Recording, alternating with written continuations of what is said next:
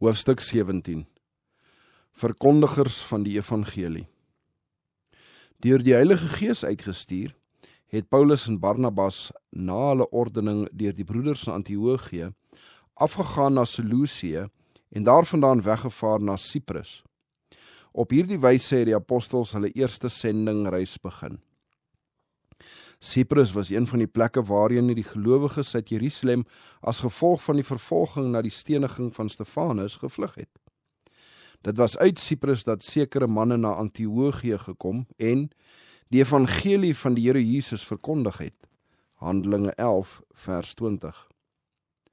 Barnabas self was van geboorte uit Cyprus. Handelinge 4 vers 36.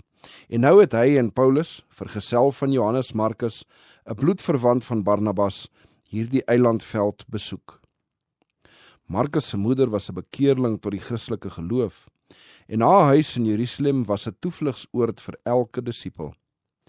Daar was hulle altyd van 'n vriendelike ontvangs en 'n tyd van rus verseker.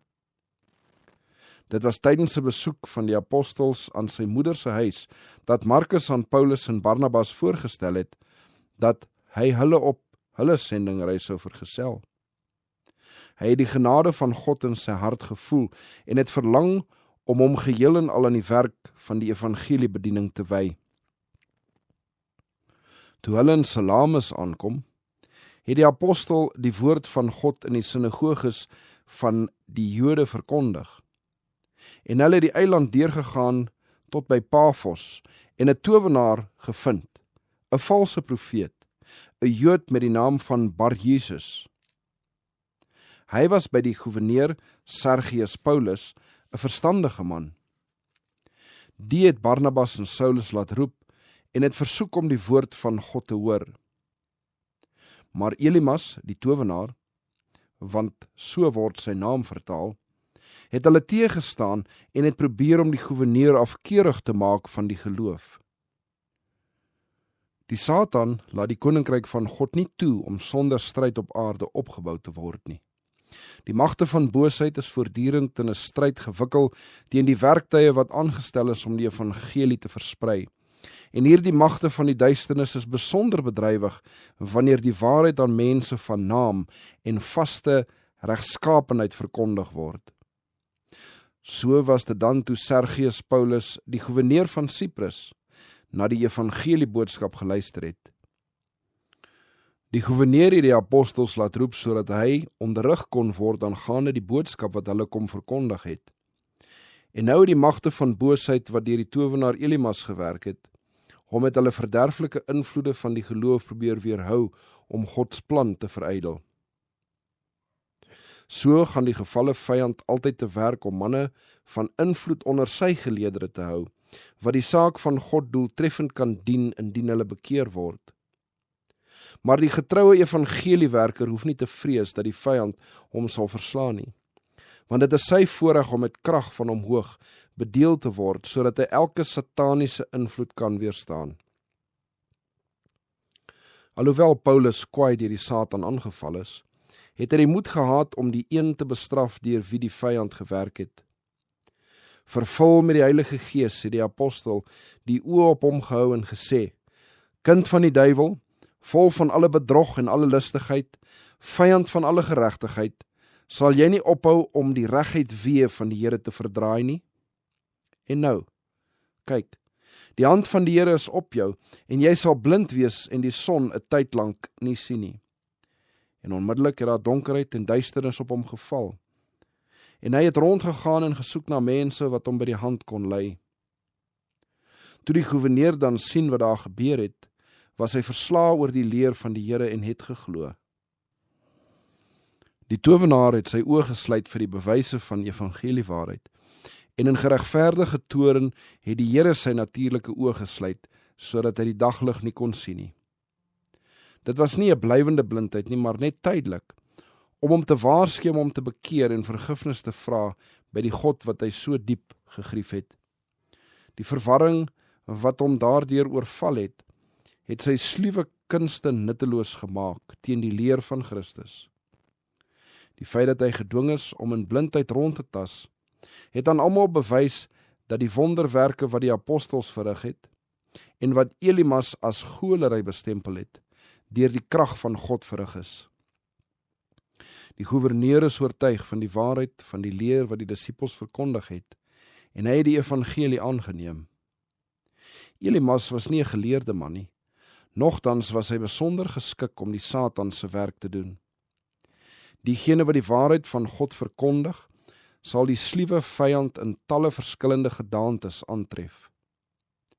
Soms sal dit in die gedaante van 'n geleerde voorkom, maar meer dikwels sal die ongeleerde mense wees, mense wat deur die Satan opgelei is om geslaagde werktuie te wees in die misleiding van siele.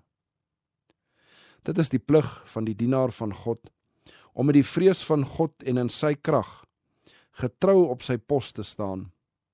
So sal hy die leerskare van die Satan in verwarring bring, en in die naam van die Here seëvier. Paulus en sy geselskap het hulle reis voortgesit, en in Perge in Pamfilië aangekom. Die pad was moeilik. Hulle het moeilikhede en ontberinge ondervind, en is oral deur gevare omring. In die stede en dorpe waar hulle deurgereis het, en langs die eensame groot paaie, is hulle deur sigbare en onsigbare gevare omring. Maar Paulus en Barnabas het geleer om op die verlossingskrag van God te vertrou. Hulle harte was vervuld met 'n brandende liefde vir sterwende siele. As getroue herders op soek na verlore skape, het hulle eie gemaak en gerief nie in ag geneem nie. Hulle het hulle self vergeet en het nooit gewankel nie, selfs al was hulle honger, moeg en koud. Hulle het net een doel voor oë gehad, die redding van diegene wat ver van die Here verdwaal het. Daar het Markus, oorweldig deur vrees en mismoedigheid, 'n tyd lank sy voorneme laat vaar om heelhartig aan die werk van die Here te wy. Hy was nie aan ontberings gewoond nie, en is deur die gevare en ongeriewe van die pad ontmoedig. Onder gunstige omstandighede het hy met welslaag gewerk, maar nou, te midde van teenstand en gevare wat die baanbreker werker so dikwels omring, het hy gefaal in sy strewe om verdrukking soos 'n goeie krygsman van die kruis te verdra. Hy moes nog leer om gevaar en vervolging en teëspoed met 'n dapper hart tegemoet te gaan. Naarmate die apostels verder gegaan en al groter moeilikhede ondervind het, is Markus afgeskrik. Hy het moed verloor, geweier om verder te gaan en na Jerusalem teruggekeer. Hierdie verlating het veroorsaak dat Paulus Markus se tyd lank ongunstig, selfs onvriendelik beheun. Barnabas daarteen was geneig om hom weens sy gebrek aan ondervinding te verontskuldig. Hy was bekommerd en wou nie hê dat Markus die bediening moes verlaat nie, want hy het hoedanighede in hom bespeur wat hom as 'n nuttige werker vir Christus kon bekwam. Sy besorgdheid oor Markus is in later jare ryklik beloon, want die jong man het hom onvoorwaardelik aan die Here en aan die verkondiging van die evangelie in moeilike velde oorgegee. Met die seën van God en die wyse leiding van Barnabas het hy 'n waardevolle werker ontwikkel. Paulus het hom later met Markus versoen en hom as 'n medewerker ontvang. Hy het hom ook by die Kolossense aanbeveel as 'n medewerker vir die koninkryk van God en 'n troos vir my. Kolossense 4 vers 11. Kort voor sy eie dood het hy weer van Markus melding gemaak dat hy vir hom baie tot diens kon wees. 2 Timoteus 4 vers 11. Nadat Markus vertrek het, het Paulus en Barnabas Antiochië in Pisidië besoek en op die Sabbatdag in die Joodse sinagoge gaan sit. Na die lering van die wet en die profete, het die hoofde van die sinagoge na hulle gestuur en gesê: Broeders, as julle woord van opwekking vir die volk het, spreek dan. Na hierdie uitnodiging om te spreek, staan Paulus op, wink met die hand en sê: Israeliete, en julle wat God vrees, luister. Daar het 'n pragtige rede gevolg. Hy het die geskiedenis van Gods handelinge met die Jode sedert die tyd van hulle verlossing uit Egiptiese slawerny verhaal. Hy het vertel hoe dat 'n verlosser uit die saad van Dawid beloof was en het stoutmoedig verklaar: uit die nageslag van hierdie man het God vir Israel, volgens die belofte, Jesus as verlosser verwek, nadat Johannes voor sy koms eers die doop van bekering aan die hele volk van Israel verkondig het. En toe Johannes aan die einde van sy loopbaan gekom het, het hy gesê: wie dink julle is ek? Ek is dit nie, maar kyk, hy kom na my, wie se skoen ek nie waardig is om van sy voete los te maak nie. So het hy Jesus as die verlosser van die mensdom, die Messias van die profesieë, met krag verkondig. Nadat hy hierdie verklaring gedoen het, het Paulus gesê: broeders, kinders van die geslag van Abraham, en die onder julle wat God vrees, vir julle is hier die woord van verlossing gestuur. Want die inwoners van Jerusalem en hulle owerstes het hom nie geken nie, en deur hom te veroordeel, het hulle die woorde van die profete vervul, wat elke Sabbat gelees word. Paulus het nie geaarsel om die onverbloemde waarheid aangaande die verwerping van die heiland deur die Joodse leiers te spreek nie. Al het hulle niks gevind wat die dood verdien nie, het die apostel verklaar, tog het hulle van Pilatus gevra dat hy omgebring moes word, en toe hulle alles volbring het wat oor hom geskrywe is, het hulle hom van die kruishout afgehaal en in 'n graf neergelê. Maar God het hom uit die dode opgewek, en gedurende baie dae het hy verskyn aan die wat saam met hom opgegaan het van Galilea na Jerusalem, en hulle is sy getuies by die volk. Ons bring julle die goeie tyding, het die apostel vervolg, van die belofte wat aan die vaders gedoen is, dat God dit aan ons, hulle kinders, vervul het deur Jesus op te wek, soos daar ook in die 2de Psalm geskrywe is: U is my seun, vandag het ek u gegenereer, en dat hy hom opgewek het uit die dode, sodat hy nie meer tot verderwing sou terugkeer nie, het hy so gespreek: ja, ek sal aan julle gee die heilige weldade van Dawid, wat betroubaar is. Daarom sê hy ook op 'n ander plek: U sal die heilige nie oorgee om verderwing te sien nie. Want Dawid het ontslaap, nadat hy sy eie geslag volgens die raad van God gedien het, en is by sy vaders weggelê, en het verderwing gesien, maar hy wat deur God opgewek is, het geen verderwing gesien nie. En nou, nadat hy onomwonde aangaande die vervulling van die bekende profesieë aangaande die Messias gepraat het, het Paulus bekering en die vergifnis van sonde deur die deugde van Jesus, hulle heiland, aan hulle verkondig. Hy het gesê: laat dit aan julle bekend wees, broeders, dat deur hom vergifnis van sondes aan julle verkondig word, en dat elkeen wat glo, deur hom geregverdig word van alles waarvan julle deur die wet van Moses nie geregverdig kon word nie. Die Gees van God het die woorde begelei en harte is beweeg. Die apostel se beroep op die profesieë van die Ou Testament en sy verklaring dat hulle in die bediening van Jesus van Nasaret vervul is, het menig een oortuig wat na die koms van die beloofde Messias verlang het. En die spreker se bemoedigende woorde dat die goeie tyding van verlossing vir sowel heiden as Jood was, het hoop en blydskap vir diegene gebring wat nie as kinders van Abraham volgens die vlees gereken was nie. En toe die Jode uit die sinagoge gaan, het die heidene versoek dat daar die woorde op die volgende Sabbat tot hulle gespreek sou word. Nadat die vergadering uiteindelik uiteengegaan het, het baie van die Jode en godsdienstige Jode genote, wat die blye tyding aangeneem het, wat hulle daardie dag gehoor het, Paulus en Barnabas gevolg. Die het hulle toegespreek en hulle probeer beweeg om in die genade van God te bly. Die belangstelling wat Paulus se rede in Antiochië en Pisidië verwek het byna die hele stad op die volgende Sabbatdag byeengebring, om die woord van God te hoor.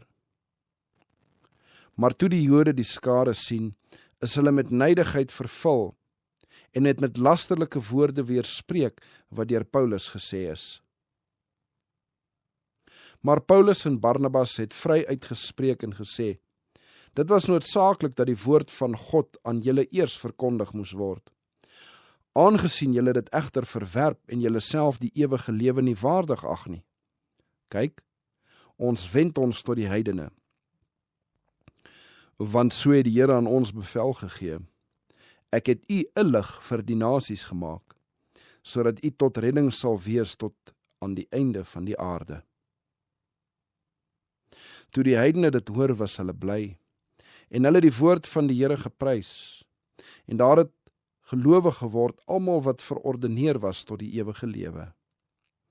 Hulle was uitermate bly dat Christus hulle as die kinders van God erken het, en het met dankbare harte geluister na die woord wat verkondig is. Die wat geglo het, het die evangelie boodskap met ywer aan ander verkondig, en die woord van die Here is op hierdie wyse deur die hele land verbrei. Eeue van tevore het die pen van die ingewing hierdie insameling van die heidene beskryf, maar daardie profetiese mededelinge is net vaag begryp. Hosea het gesê, nogtans sal die getal van die kinders van Israel wees soos die sand van die see, wat nie gemeet en getel kan word nie. En in plaas dat dit aan hulle gesê word, julle is nie my volk nie, sal aan hulle gesê word, julle is kinders van die lewende God, en weer, ek sal haar vir my saai in die land, en my oor Rugama ontferm, en aan Lo-Ammi sê, jy is my volk, en hy sal sê, my God. Hosea 1 vers 10 en 2 vers 22. Gedurende sy aardse bediening het die Heiland self die verspreiding van die evangelie onder die heidene voorspel. In die gelykenis van die wingerd het hy aan die onboetvaardige Jode gesê, die koninkryk van God sal van julle weggeneem en aan 'n ander volk gegee word, wat die vrugte daarvan sal dra. Matteus 21 vers 43. En na sy opstanding het hy sy disippels beveel om die hele wêreld in te gaan en van al die nasies disippels te maak. Hulle moes niemand ongewaarsku laat bly nie, maar moes die evangelie aan die ganse mensdom verkondig. Matteus 28 vers 19 en Markus 16 vers 15. Toe Paulus en Barnabas hulle in Antiochië en Pisidië tot die heidene gewend het hulle nie opgehou om elders vir die Jode te werk, orals waar hulle 'n gunstige geleentheid was om verhoor te word nie. In Tessalonika, Korinte, Efese en ander belangrike sentra het Paulus en sy medewerkers die evangelie later van tyd aan Jode sowel as heidene verkondig. Maar hulle het hulle voortaan veral daarop toegelê om die koninkryk van God in die heidense gebiede op te bou, onder die volke wat min kennis van die ware God en van sy seun gehad het. Die harte van Paulus en sy medewerkers het uitgegaan na diegene wat sonder Christus was, vervreemd van die burgerskap van Israel, en vreemdelinge ten aansien van die verbonde van die belofte, sonder hoop en sonder God in die wêreld. Deur die onvermoeide bediening van die apostels onder die heidene, het die wat vreemdelinge en bywoners was, wat vroeër ver was, uitgevind dat hulle naby gekom het deur die bloed van Christus, en dat hulle deur geloof in sy soenoffer nou medeburgers van die heiliges en huisgenote van God kon word. Efesiërs 2 vers 12, 13 en 19. Paulus het in die geloof opgewas en onophoudelik gewerk vir die opbouing van Gods koninkryk onder diegene wat deur die leermeesters van Israel verwaarloos was. Gedurig het hy Jesus Christus as die koning van die konings en die Here van die Here, 1 Timoteus 6 vers 15, verhef en die gelowiges vermaan in hom, gewortel en opgebou en in die geloof bevestig te wees. Kolossense 2 vers 7. Vir hulle wat glo, is Christus 'n vaste fondament.